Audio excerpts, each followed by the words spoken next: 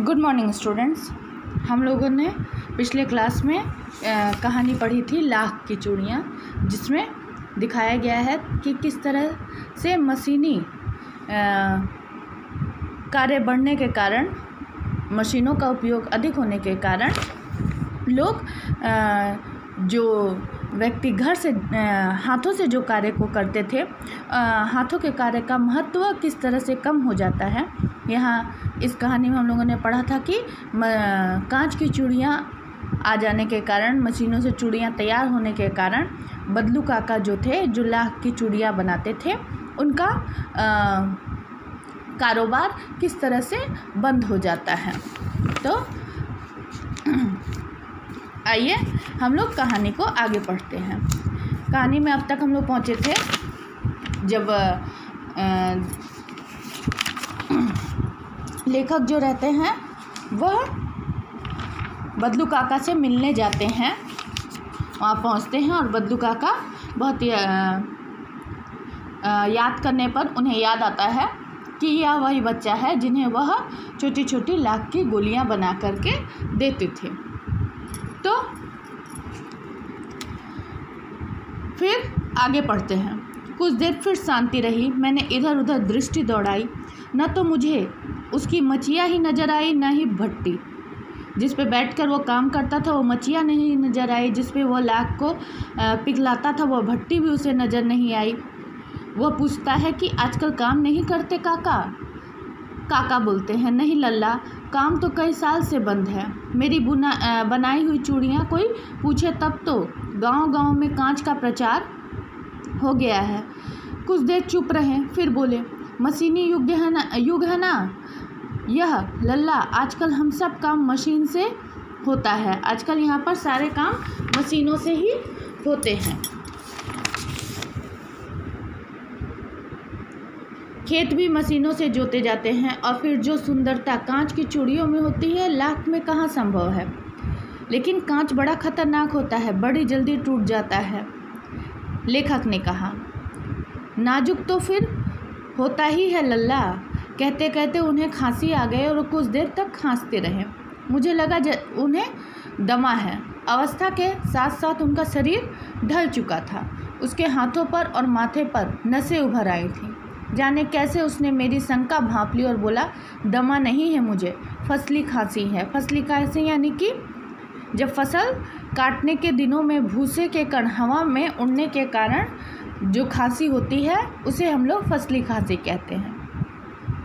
यही कोई महीने 2 महीने से आ रही है, 10-15 दिन में ठीक हो जाएगी। मैं चुप रहा। मुझे लगा उसके अंदर कोई बहुत बड़ी व्यथा छिपी है। व्यथा यानी दुख, दर्द। मैं देर तक सोचता रहा कि इस मशीनी युग ने कितने हाथ काट दिए। कुछ देर फिर शांति रही जो मुझे अच्छी नहीं लगी। आम की फसल अब कैसी है काका? कुछ देर शांति रही, समझ नहीं आ रहा था कि क्या बात करें। फिर वो पूछते हैं कि आम की फसल कैसी है? अच्छी है लल्ला, बहुत अच्छी, उसने लहक कर उत्तर दिया और अंदर अपनी बेटी को आवाज़ दी, अरे रज्जो, लल्ला के लिए आम तो ले आना। फिर मेरी ओर मुखातिब होकर बोला, माफ़ करना लल्ला, तुम्हें आम खिलाना भूल गया था। नहीं काका, आम तो इस साल बहुत खाए हैं। वाह वाह, बिना आम खिलाए कैसे जाने दूंगा तुमको? मैं चुप हो गया। मुझे वे दिन याद आ गए जब वह मेरे लिए मलाई बचा कर रखता था। गाय तो अच्छी है ना काका? मैंने पूछा। गाय कहाँ है लल्ला? 2 साल हुए बेच दिया, कहाँ से खिलाता? इतने में रज्जो, उसकी बेटी, अंदर से एक डलिये में ढेर से आम लेकर चली आई। यह तो बहुत है काका, इतने कहाँ खा पाऊँगा? मैंने कहा। वाह वाह, वो हंस पड़ा। शहरी ठहरे ना, मैं तुम्हारी उम्र का था तो चौगुने आम एक वक्त खा जाता था। मतलब एक समय में मैं इसके चौगुने आम खाता था। आप लोगों की बात और है, मैंने उत्तर दिया। अच्छा बेटी, लल्ला को 4-5 आम छाट कर दो, सिंदूरी वाले देना।